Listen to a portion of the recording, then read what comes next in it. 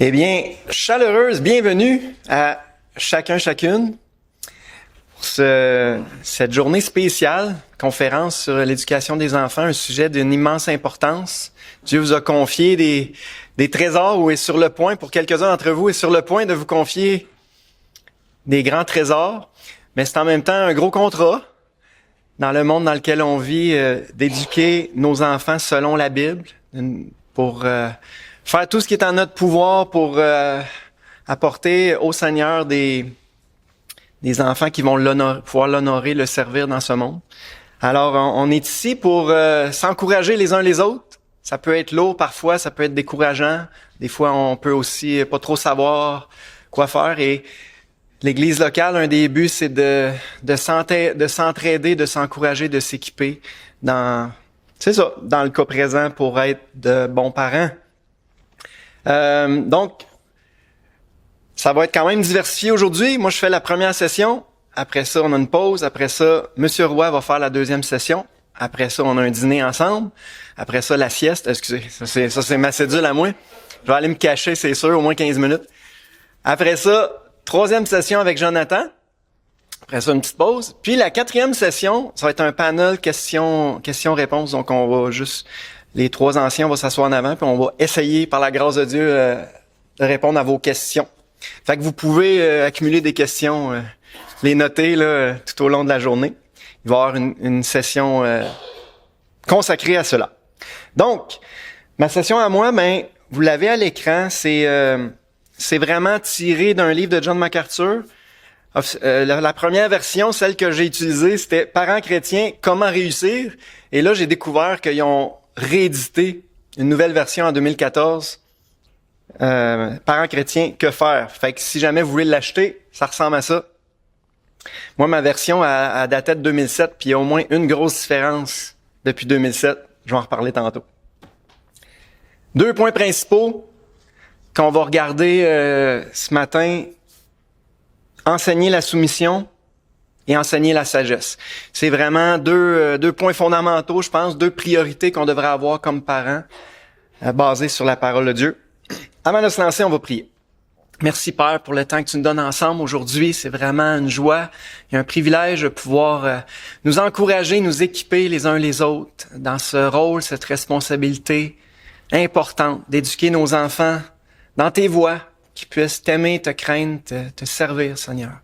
Je prie vraiment de bénir cette journée, bénis ces enseignements, qu'ils puissent porter des fruits dans nos vies, puis produire de meilleurs parents, de meilleurs enfants, de meilleures familles pour toi, Seigneur, et aussi pour la société dans laquelle on vit.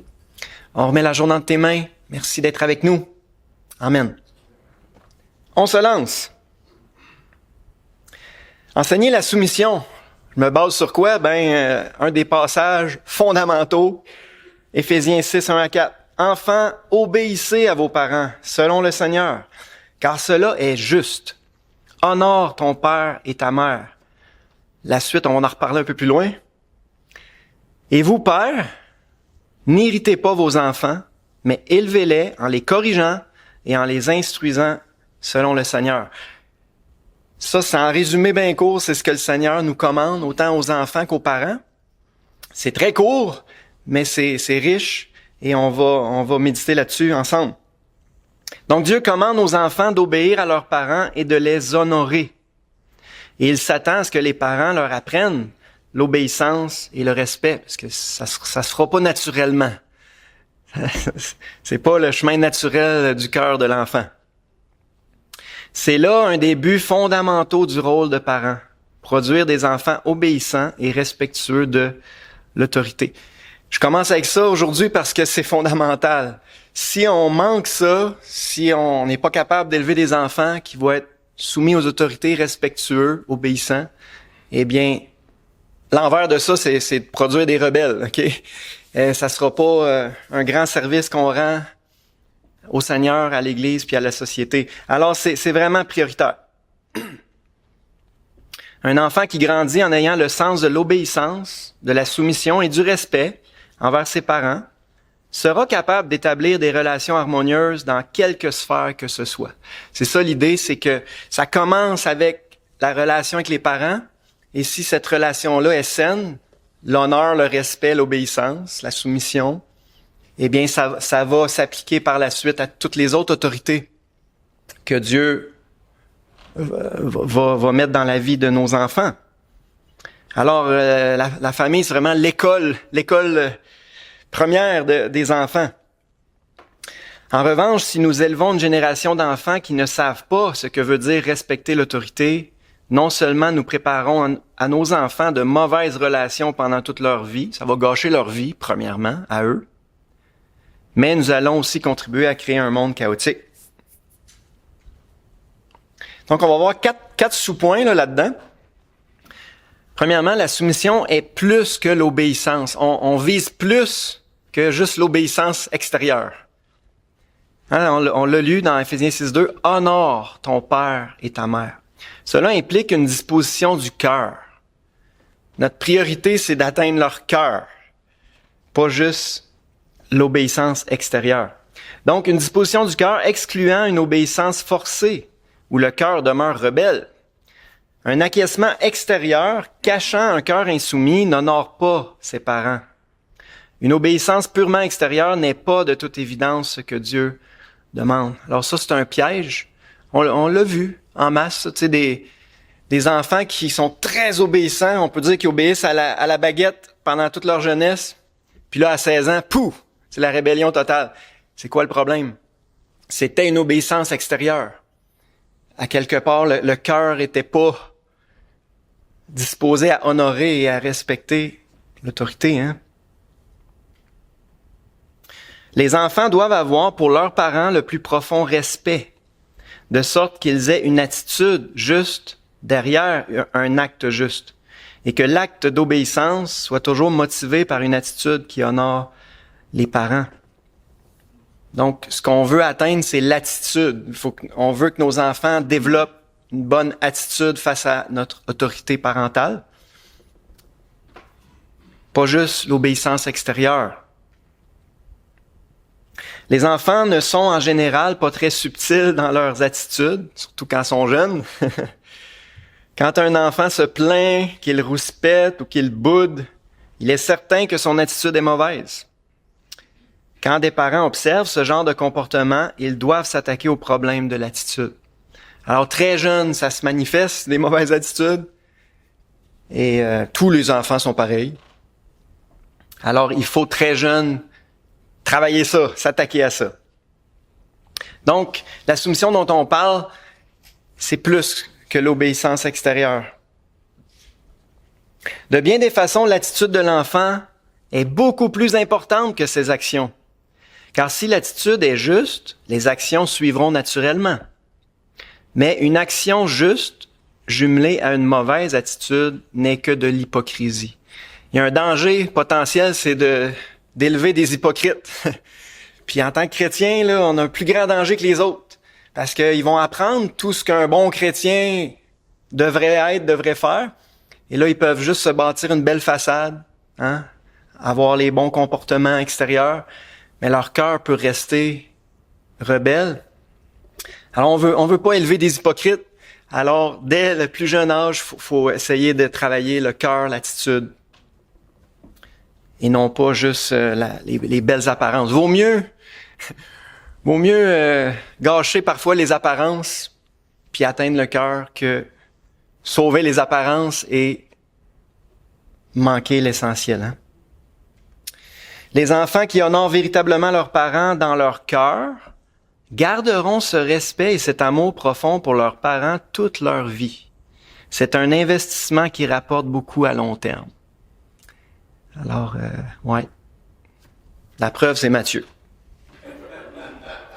Il respecte encore ses parents, puis il va le faire jusqu'à la fin de ses jours. Parce qu'il l'a appris dans sa jeunesse. Alors, ça, c'est la première chose. Deuxième chose.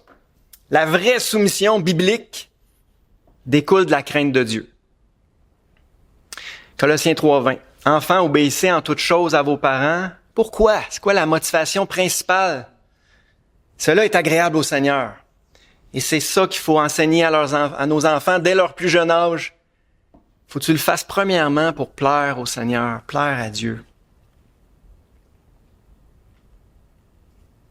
Romains 13, 1 et 2. Il n'y a pas d'autorité qui ne vienne de Dieu.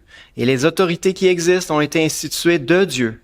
C'est pourquoi celui qui s'oppose à l'autorité résiste à l'ordre que Dieu a établi. Il faut enseigner ça à nos enfants dès leur plus jeune âge. C'est Dieu qui a établi l'ordre. Et dans la famille, Dieu a dit que les enfants doivent se soumettre et obéir à leurs parents. Fais-le pour Dieu, fais-le pour lui plaire. Donc la vraie soumission qu'on recherche, là, qu'on veut produire dans le cœur de nos enfants, doit découler de la crainte de Dieu. Ce que les parents doivent faire, c'est déverser la parole de Dieu dans l'esprit de leurs enfants, de façon à ce qu'elle informe leur conscience. Le but, c'est de nourrir et former leur conscience par la parole de Dieu. Et qu'elle leur parle constamment, la parole de Dieu. Si le cœur de l'enfant est alimenté par l'Écriture, c'est sa propre conscience qui, souvent, va repousser les mauvaises attitudes, comme les désirs de désobéir. Donc, il faut nourrir leur conscience pour qu'elle se développe et qu'ils apprennent à écouter leur conscience, nourrie et façonnée par la parole de Dieu. Et c'est vraiment la parole de Dieu notre instrument principal pour ça. Hébreux 4.12 s'applique bien à nos enfants. La parole de Dieu est vivante et efficace, plus tranchante qu'une épée quelconque à deux tranchants, pénétrante jusqu'à partager âme et esprit, jointure et moelle. Elle juge les sentiments et les pensées du cœur. C'est vrai aussi pour les enfants. Et d'une façon, sont encore plus sensibles. Donc, s'ils sont exposés à la parole de Dieu dès leur jeunesse, la parole de Dieu en eux va juger les sentiments et les pensées de leur cœur, va façonner leur conscience. Plus concrètement, la mémorisation de versets, l'étude biblique en famille et les conversations quotidiennes parents-enfants sont autant de possibilités d'insuffler la vérité biblique dans la pensée de l'enfant. Ça remonte à loin, Deutéronome 6.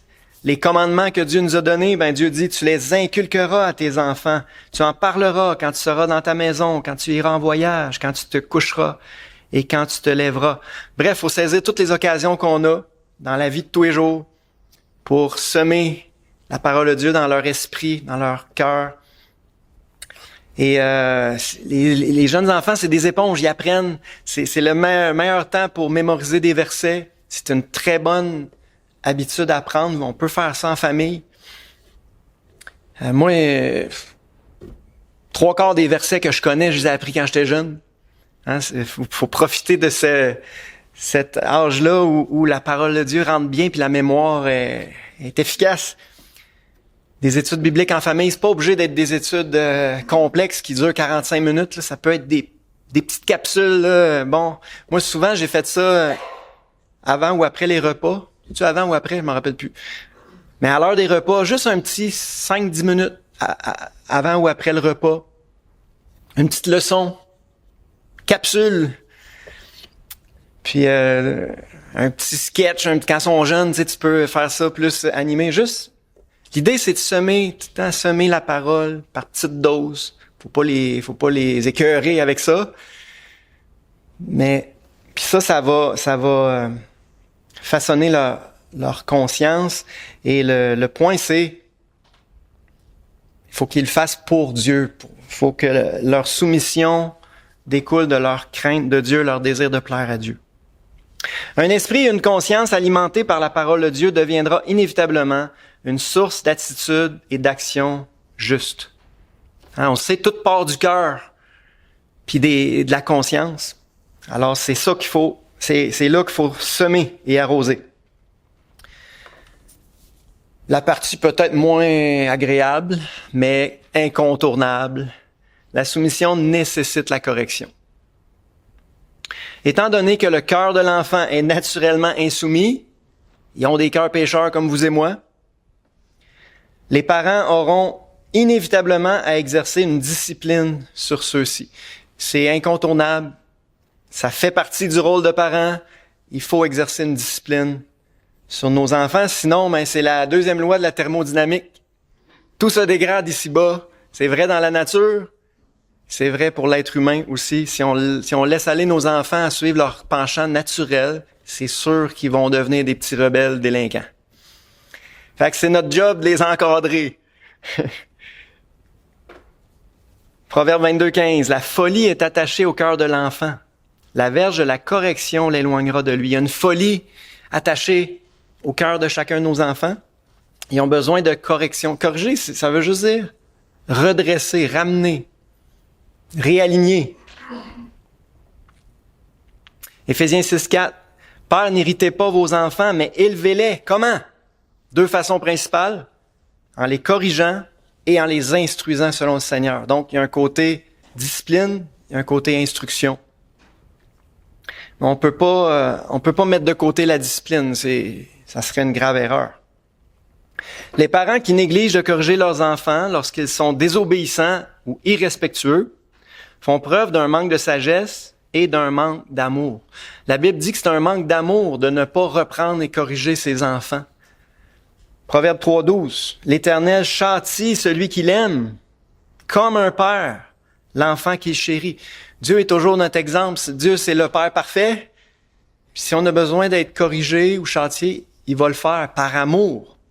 Et on devrait, en tant que parents, avoir la même approche. Proverbe 13:24, celui qui ménage sa verge est son fils, mais celui qui l'aime cherche à le corriger. Si on aime nos enfants, on va chercher à le corriger, le redresser, le ramener dans le droit chemin. Lorsqu'on corrige un enfant, c'est dans son intérêt. Et ça, c'est super important que ce soit clair dans nos esprits, les parents. Le but, c'est son bien à lui. C'est pas de me défouler, là. On en reparlait un peu. Ou de juste punir. C'est dans son intérêt. Il ne s'agit pas de punir son action, mais de l'aider à grandir. C'est ça l'idée de la correction. Le réaligner vers le droit chemin. L'aider à grandir. La correction aide l'enfant à acquérir la sagesse. Elle chasse la rébellion de son cœur, la folie dont on parlait tantôt. Elle contribue à le délivrer des conséquences amères du péché. Donc, c'est 100% dans son intérêt qu'il soit encadré, qu'il y ait une discipline et qu'il soit repris et corrigé lorsqu'il en a besoin. Proverbe 23, 13 et 14, n'épargne pas la correction à l'enfant. En le frappant de la verge, tu délivres son âme du séjour des morts. Si on le laisse aller vers le péché, ben ça va juste gâcher sa vie. Et on veut pas le laisser aller dans cette voie-là. La correction doit toujours être administrée avec amour et modération. Ça, c'est ultra important. L'Écriture ne cautionne en rien les parents qui administrent la correction avec colère ou exaspération. Si vous êtes en colère ou exaspéré, allez prendre une marche. C'est pas le temps d'exercer une discipline. On corrige par amour ou on s'abstient. Et toujours ayant bien en tête, mon but, c'est le bien de mon enfant. C'est son intérêt.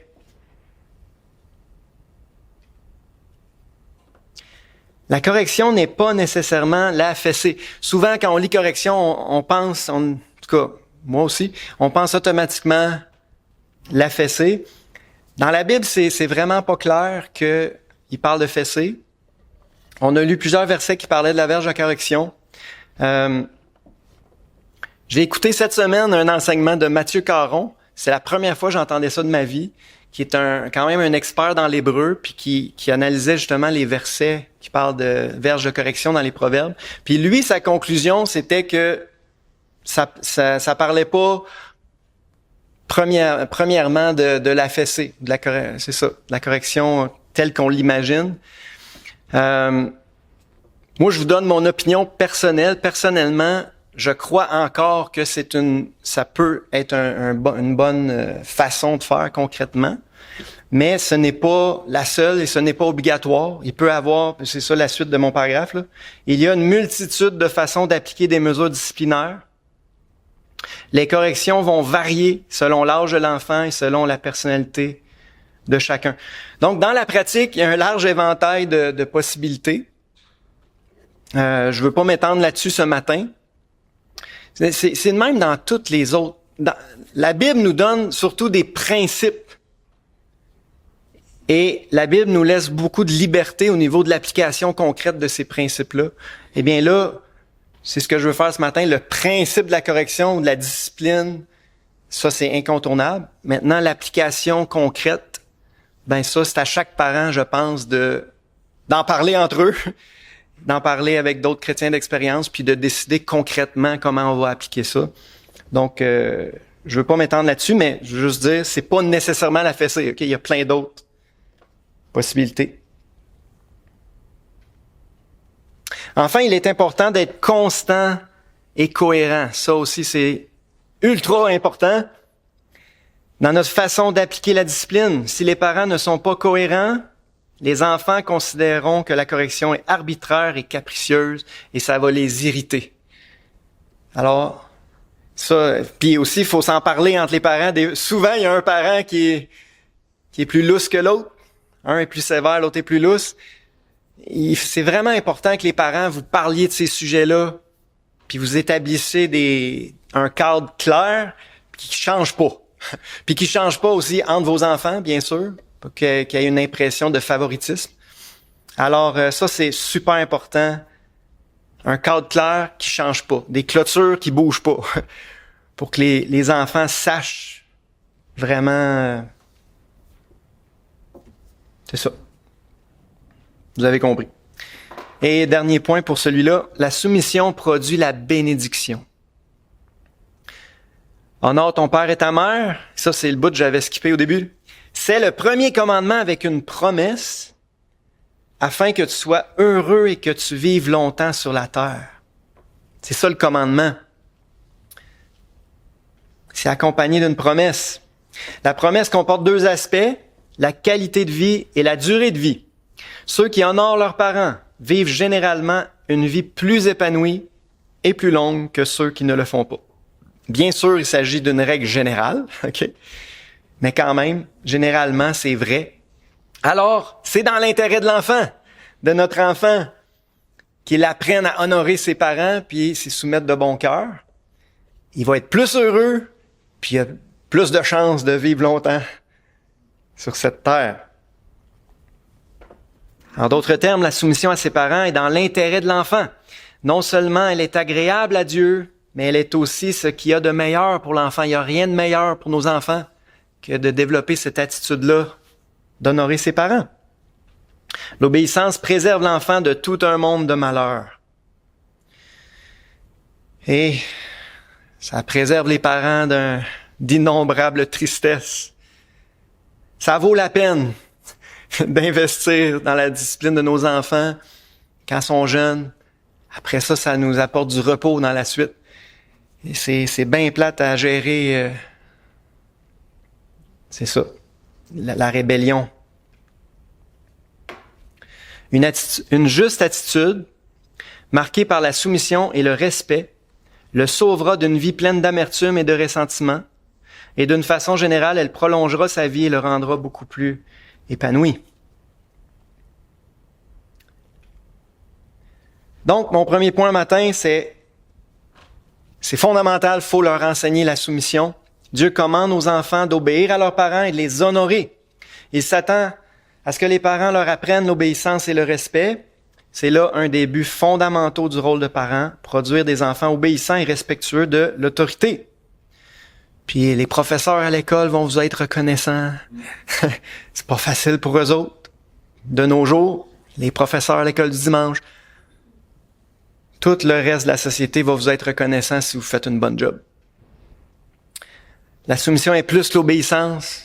On veut pas élever des hypocrites, hein? Faut atteindre leur cœur et leur conscience. La soumission découle de la crainte de Dieu. Faut leur apprendre à faire ça pour plaire. Bien sûr, c'est en vieillissant, là. À 3 ans, probablement qu'ils le feront pas pour plaire à Dieu. Mais rendus à 6-7 ans, ils peuvent le faire pour plaire à Dieu. La soumission nécessite la correction, la discipline. Il Il y a une grande liberté dans l'application, là, mais le principe, lui, est non négociable. La soumission produit la bénédiction pour l'enfant premièrement et pour tout le monde autour. On arrive à deuxième point, je veux juste voir. Pas si pire. Pas si pire. J'ai 50 minutes, puis là, j'en ai 25 d'écoulés. J'étais en plein milieu de mon temps. Merveilleux. Enseigner la sagesse. J'aime beaucoup cette section-là. Là, on va une coche plus loin. Au-delà des vérités de l'Évangile, ça c'est plus M. Roy qui va en parler tantôt, ça aussi c'est fondamental, c'est sûr, l'Évangile. Mais au-delà des vérités de l'Évangile et de l'importance de la soumission, la Bible a aussi beaucoup à dire sur le caractère, la prudence, le discernement et sur toutes les questions pratiques de l'existence. Les parents sont responsables d'enseigner cette sagesse pratique à leurs enfants. Il y a d'innombrables facettes de la sagesse qu'on peut transmettre à nos enfants. Et c'est ça qu'on va voir dans les prochaines minutes. Le livre des Proverbes dans l'Ancien Testament constitue la source inspirée de sagesse pratique. Les proverbes qu'on y trouve ont été rassemblés par Salomon pour l'instruction de son fils. Ça, c'est bon de se le rappeler. C'est un livre qui a été écrit par un père pour son fils. Donc, c'est 100% approprié pour nos enfants. Et je vous encourage à encourager vos enfants quand ils pognent 7-8 ans, là, ils commencent à développer leur intellect, à lire les proverbes. Les ados encore plus. Les ados devraient lire et relire les proverbes parce que c'est un livre qui s'adresse à eux en tout premier lieu. C'est un livre de sagesse pour les jeunes. Juste quelques versets, Proverbes 1, 8 et 9. « Écoute, mon fils, l'instruction de ton père, ne rejette pas l'enseignement de ta mère. C'est une couronne de grâce pour ta tête, une parure pour ton cou. » Proverbes 3, 1 et 2. « Mon fils, n'oublie pas mes enseignements, que ton cœur garde mes préceptes, car ils prolongeront les jours et les années de ta vie, et ils augmenteront ta paix. » Ça fait penser au commandement, afin qu'ils soient heureux, qu'ils vivent longtemps sur la terre.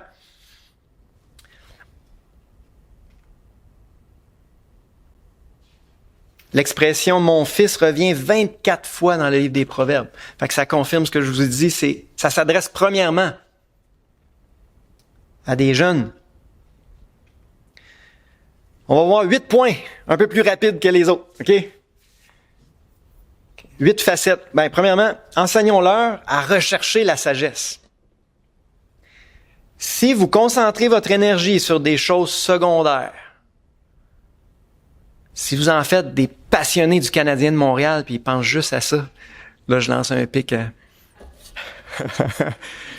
Je vous respecte, OK, ceux qui sont passionnés du hockey, vous avez le droit.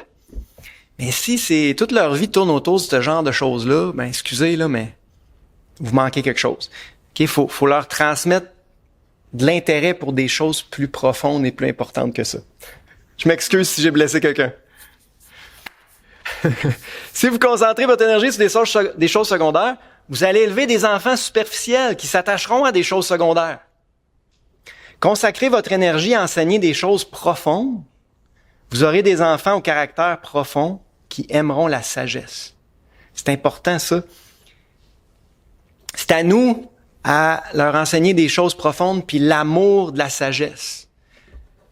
Bien sûr, c'est la parole de Dieu, la source de la vraie sagesse. Alors, ça va avec transmettre la parole de Dieu. C'est important. On veut pas former des enfants superficiels. Puis c'est un peu le drame du siècle présent, là. On vit dans un monde où les jeunes s'attachent à des choses totalement superficielles, hein, et c'est triste. Remarquez bien que la sagesse n'est pas seulement intellectuelle, mais elle est aussi pratique. La sagesse comprend non seulement ce que nous savons, mais aussi ce que nous faisons et parfois même ce que nous ne faisons pas. Donc, quand on parle de sagesse, c'est très pratique, là. C'est comment vivre, comment réussir ta vie sur cette terre. C'est pas juste, c'est pas de la philosophie, là. Dieu vous demande pas de former des philosophes.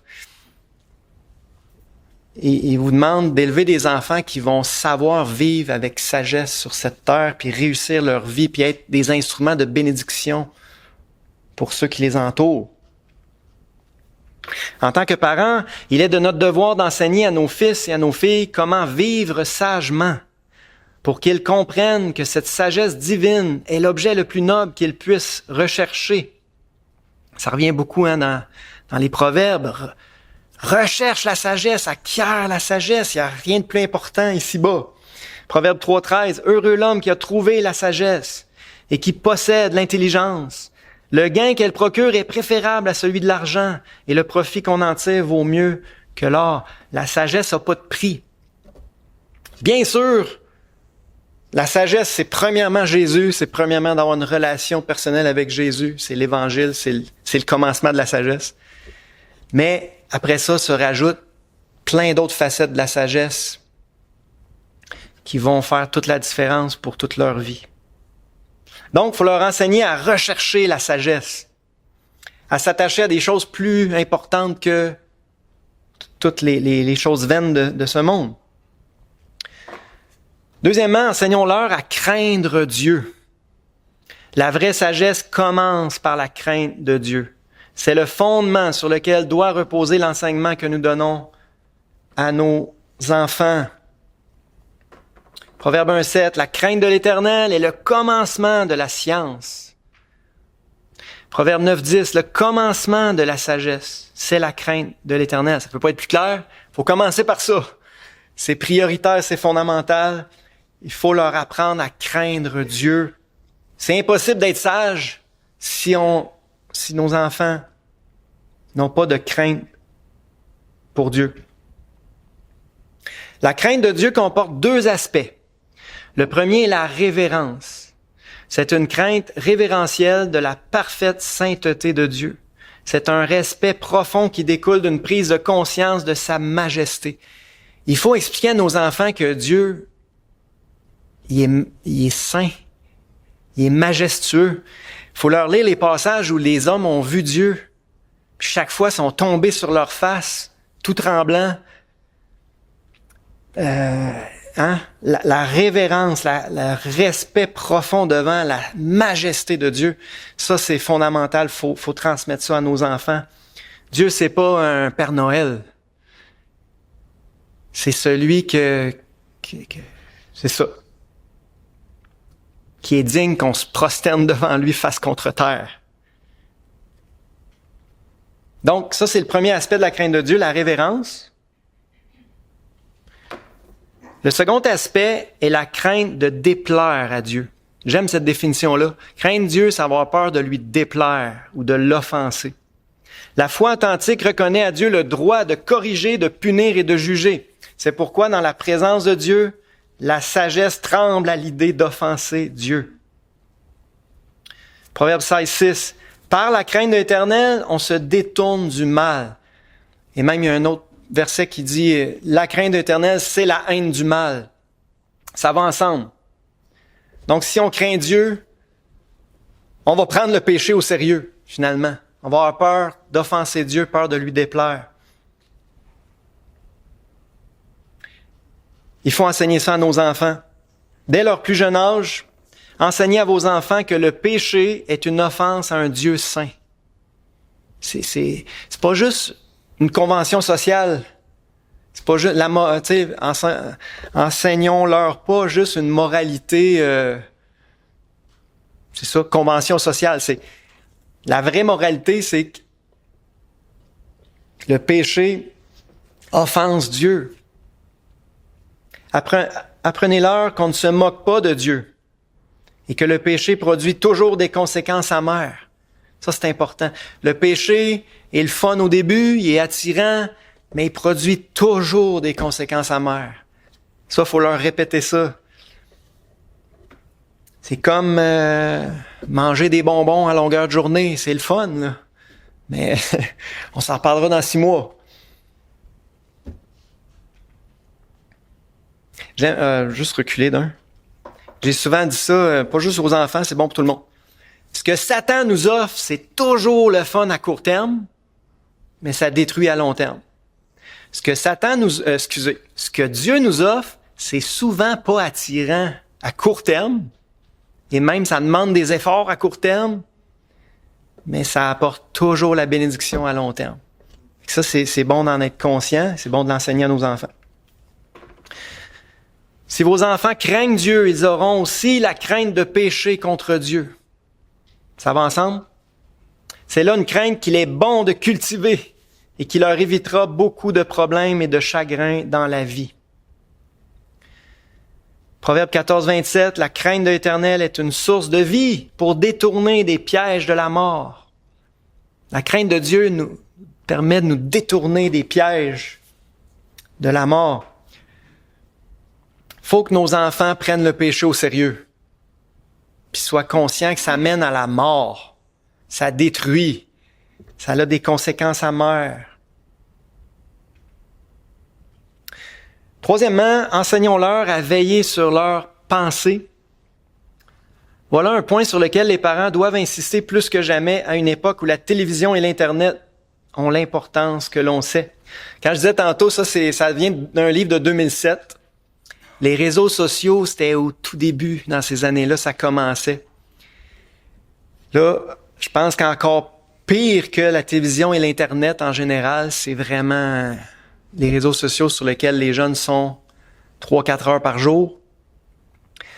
Donc, autant MacArthur trouvait ça dramatique en 2007, quand il a écrit ça, c'est juste pire aujourd'hui. Donc, plus que jamais, on doit... Puis ça, là, c'est un méchant contrat. Ben, je dirais, là, dans les plus gros défis à relever, là, c'est ce point-là. Essayer de protéger les pensées de nos enfants, puis l'influence omniprésente de tout ce qui sort de là, puis des choses semblables, là. C'est tout un défi, mais il faut s'y attaquer en tant que parent. Vous connaissez Proverbe 4, 23, « Garde ton cœur plus que toute autre chose, car de lui viennent les sources de la vie. » La vie de nos enfants va découler de leur cœur ou de leurs pensées. Alors si leurs pensées sont corrompues dès leur jeunesse par toutes les cochonneries qui viennent de l'Internet, des réseaux sociaux, puis leur vie va en payer le prix. Alors, c'est un gros défi, mais il faut faire tout ce qui est en notre pouvoir pour les aider à garder leur cœur et leur pensée pure. Jamais dans l'histoire, les forces du mal n'ont comme aujourd'hui mené une telle campagne pour s'emparer des esprits humains. C'est toute une phrase, hein? C'est Satan qui est derrière ça. Il veut corrompre les esprits de nos enfants. Puis là, il y a accès plus que jamais à travers les réseaux sociaux puis toutes les choses qui existent aujourd'hui. En tant que parents, nous sommes responsables de protéger les pensées de nos enfants le plus possible. L'assaut contre les pensées justes et saines provient de différentes sources, la télévision, la musique, l'Internet, les réseaux sociaux et même l'école, sur d'autres aspects. Donc, il y a beaucoup de mauvaises sources qui peuvent corrompre les pensées de nos enfants, corrompre leur cœur. Il faut tout faire pour les protéger. Maintenant, on ne peut pas, on va en reparler un peu plus loin, je ne veux pas me devancer, mais on ne peut pas les protéger à 100%, c'est impossible. Mais surtout quand ils sont jeunes, là, tu sais, en 0 à 5 ans, les parents peuvent quand même mettre plusieurs barrières. OK? Pas une bonne idée de leur laisser un cellulaire ou une tablette lousse de même, OK? Quand ils sont jeunes, on peut contrôler pas mal. C'est sûr que plus qu'ils vont vieillir, moins qu'on va pouvoir contrôler. Mais quand ils sont jeunes, on peut le faire, puis on devrait le faire. On devrait contrôler ce qui rentre dans leurs pensées, dans leur cœur. M. MacArthur a écrit « J'encourage les parents à avoir des exigences élevées dans ce domaine et à ne pas laisser leurs enfants s'exposer à n'importe quoi. N'importe quel film, style de musique, programme de télévision ou autre chose susceptible de leur transmettre des pensées mauvaises ou de flatter des appétits charnels. » Psaume 101, verset 3, « Je ne mettrai rien de mauvais devant mes yeux. » Alors, faut vraiment essayer de protéger nos enfants pas qu'ils se nourrissent de cochonneries dès leur jeunesse. Mais l'isolement complet n'est pas la solution. Premièrement, c'est impossible. Puis ça serait pas tout comme pour le chrétien, c'est pas une bonne idée de s'enfermer dans un monastère. Ben, pour nos enfants, on peut pas les garder dans une bulle toute leur vie. Okay? Quand ils sont jeunes, à un certain degré, oui, on peut les garder dans une belle bulle. Mais à mesure qu'ils grandissent, il faut leur apprendre à lutter par eux-mêmes. Hein? Aucune séparation du monde, si poussée soit-elle, ne pourra empêcher que les pensées de vos enfants ne soient souillées. Ils sont, comme vous, des créatures déchues, habitées par des désirs pécheurs. La corruption vient pas juste de l'extérieur, finalement. Elle vient aussi de leur propre cœur, leur chair. Donc, même si on les isolait du monde, ça va ressortir de leur cœur tôt ou tard pareil. Vous ne pouvez apprendre à vos enfants à garder leur cœur et leurs pensées simplement en les protégeant des mauvaises influences extérieures. Il vous faut aussi les entraîner à être sages et pleins de discernement. Vous devez leur enseigner à cultiver des pensées saines. Donc, faut leur apprendre à discerner. C'est ça. Qu'est-ce qui est bien, qu'est-ce qui est mal, qu'est-ce qui est souillé, impur, mauvais pour eux, et qui puissent décider par eux-mêmes de se détourner de ça. Donc, leur enseigner à cultiver par eux-mêmes des pensées saines. Et plus ils grandissent, ben plus ça va être leur propre choix, là, leur propre. C'est eux qui vont être au contrôle de ça. Il faut leur enseigner Philippiens 4:8, que tout ce qui est vrai, ce qui est honorable, ce qui est juste, ce qui est pur, ce qui est aimable, ce qui mérite l'approbation, ce qui est vertueux et digne de louange soit l'objet de vos pensées.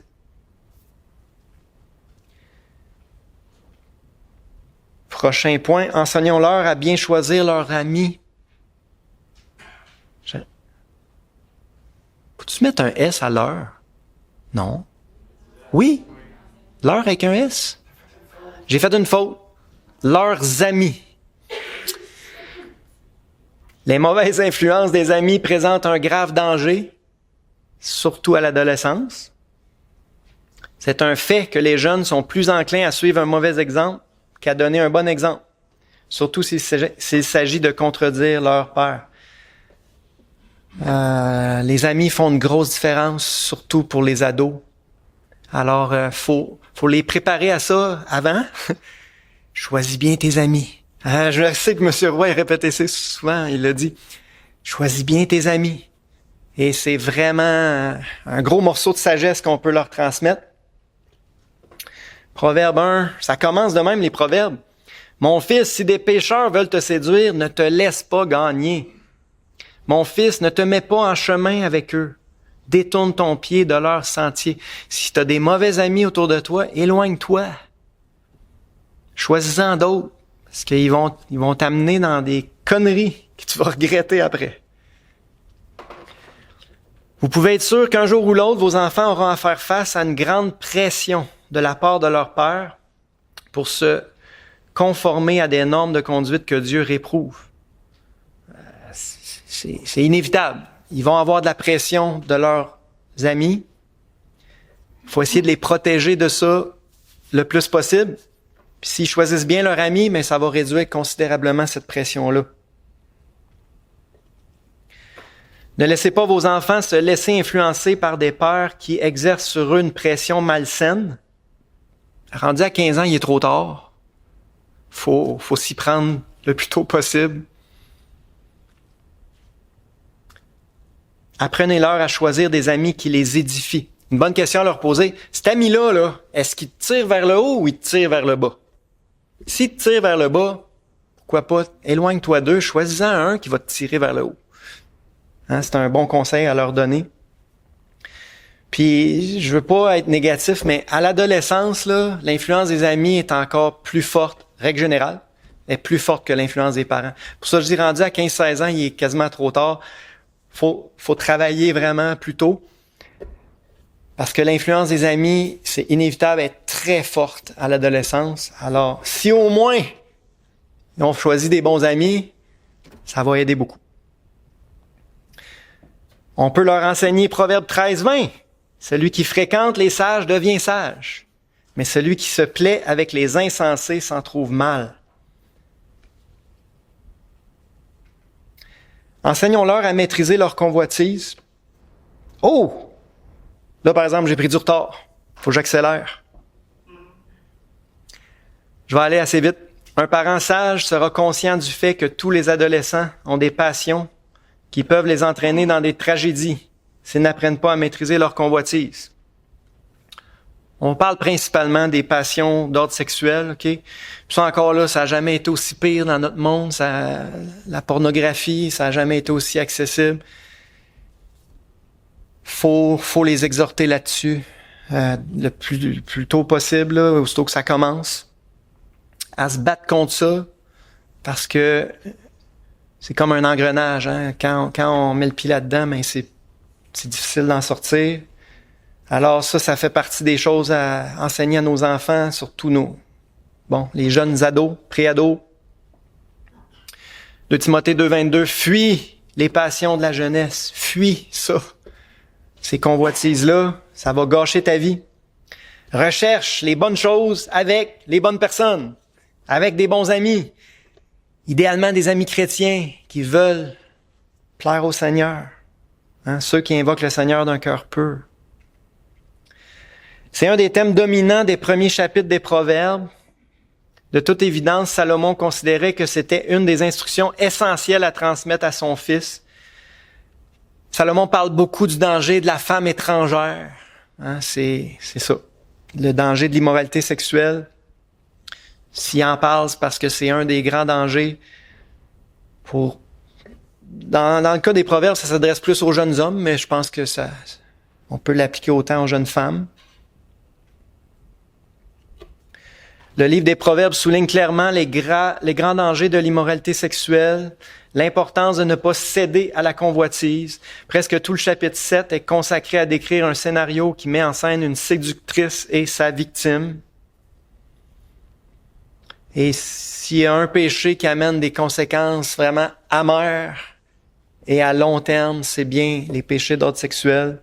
Alors ça, c'est vraiment important d'enseigner cette sagesse-là à nos jeunes. Avant l'adolescence, au tout début de l'adolescence.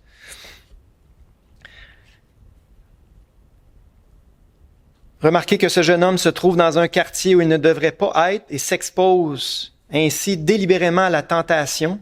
Ce genre de comportement est à l'origine de presque tous les péchés sexuels. Il faut leur enseigner à s'éloigner des sources de tentation. Parce que c'est sûr que si on permet, on s'approche des sources de tentation, on est en danger. Nous devons enseigner à nos enfants à ne pas jouer avec le feu, finalement. Prochain point. Enseignons-leur à veiller sur leurs paroles, leur langue. Ça, c'est un des gros thèmes des Proverbes. Les parents doivent enseigner à leurs enfants à dire la vérité. Ça, c'est important.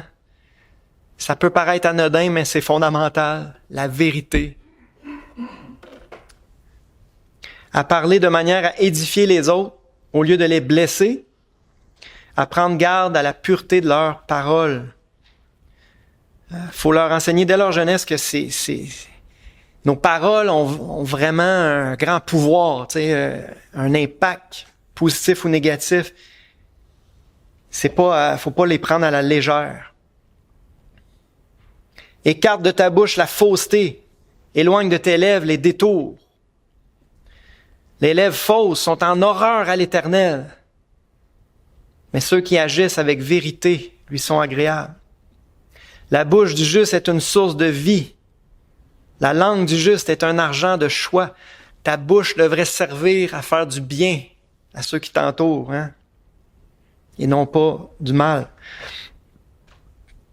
Tel qui parle légèrement blesse comme un glaive, mais la langue des sages apporte la guérison. Celui qui parle beaucoup ne manque pas de péché, mais celui qui retient ses lèvres est un homme prudent. Et il y en a beaucoup d'autres, mais il y a beaucoup de sagesse là-dedans. Il faut que nos enfants apprennent à bien utiliser leur langue, que leurs paroles servent au bien et non au mal. Septième, enseignons-leur à être travaillants. Un autre thème important des Proverbes, apprenez-leur l'importance de travailler dur, même lorsque personne ne regarde. Vos enfants travailleront si vous vous tenez derrière eux, généralement. Mais si vous n'êtes pas là, travailleront-ils?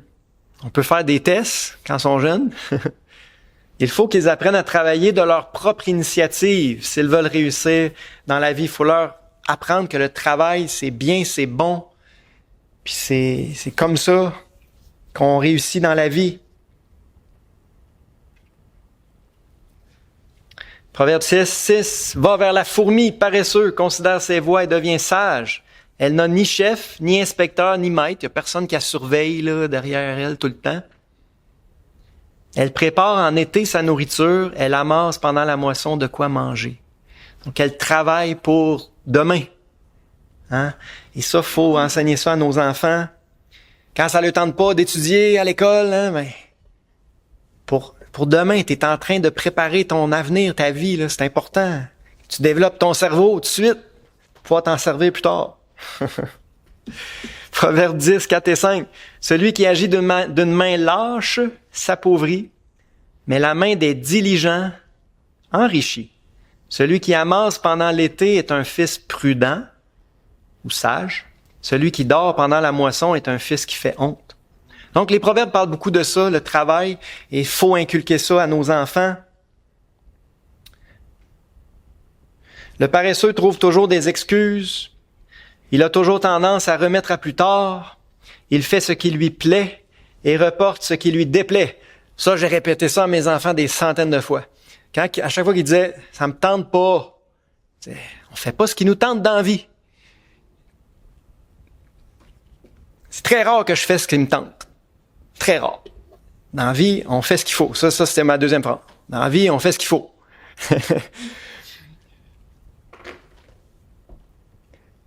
Le paresseux sacrifie la moisson de demain au profit de ses loisirs d'aujourd'hui.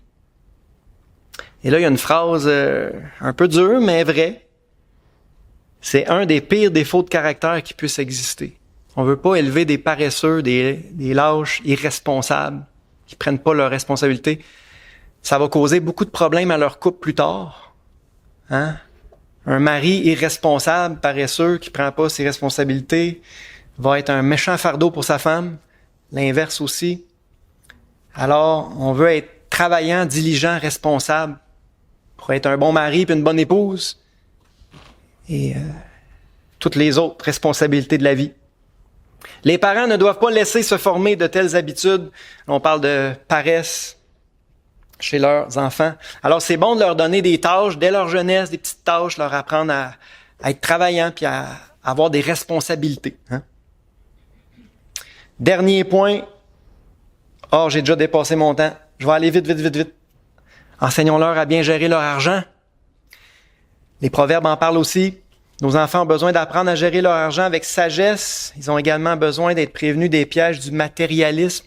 On vit dans un monde où l'argent puis le sexe, là, c'est les deux principaux dieux de ce siècle. Deux principales idoles. Alors ça, faut les prévenir de pas vivre pour le matériel, pour l'argent. C'est tellement... ça vaut pas la peine. Ça inclut beaucoup de facettes. Honore l'Éternel avec tes biens.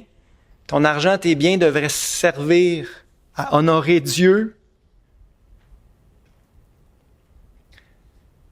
Plus loin dans les Proverbes, celui qui a pitié du pauvre prête à l'Éternel. Ton argent, tes biens devraient servir à aider les autres autour qui en ont besoin, les personnes dans le besoin autour de toi. Donc, c'est une ressource à utiliser pour Dieu puis pour les autres. Pas juste pour ses intérêts égoïstes. Celui qui est avide de gain trouble sa maison. Ne te tourmente pas pour t'enrichir. N'y applique pas ton intelligence. Veux-tu poursuivre du regard ce qui va disparaître? Donc, ces genres de choses, il faut enseigner à nos enfants. De pas vivre pour ça, ça vaut pas la peine. C'est vain, c'est la vanité. Remarquez que l'Écriture associe continuellement les principes moraux et financiers. Ça va ensemble. La façon dont on gère son argent est une question morale et spirituelle. Ça, c'est un bon rappel pour chacun de nous. La façon dont on gère notre argent, c'est une question spirituelle. Comme la façon dont on gère notre temps, puis toutes les autres ressources que Dieu nous a données. Assurez-vous que vos enfants comprennent bien cela. Révision rapide. En tant que parents, on est responsable d'enseigner la sagesse à nos enfants du mieux qu'on peut. La Bible a beaucoup à dire sur le caractère, l'intégrité, la prudence, le discernement et toutes les questions pratiques de l'existence. En tant que parents, vous êtes responsable de leur enseigner ces choses. On a vu 8 choses ce matin. Enseignons-leur à rechercher la sagesse. On ne veut pas faire des enfants superficiels qui vivent pour des choses vaines. On veut les amener une coche au-dessus, faire des enfants sages qui recherchent la sagesse, les choses importantes, les choses qui comptent, les choses éternelles, les choses de Dieu, finalement. Enseignons-leur à craindre Dieu, c'est le commencement de la sagesse. La révérence, puis la crainte de pécher contre lui, de l'offenser. Enseignons-leur à veiller sur leurs pensées, garder leur cœur. Enseignons-leur à bien choisir leurs amis. Leurs amis, il manque un S. Enseignons-leur à maîtriser leur convoitise. C'est un engrenage qu'on veut les protéger le plus. Faire tout ce qui est en notre pouvoir pour les protéger de ces engrenages-là.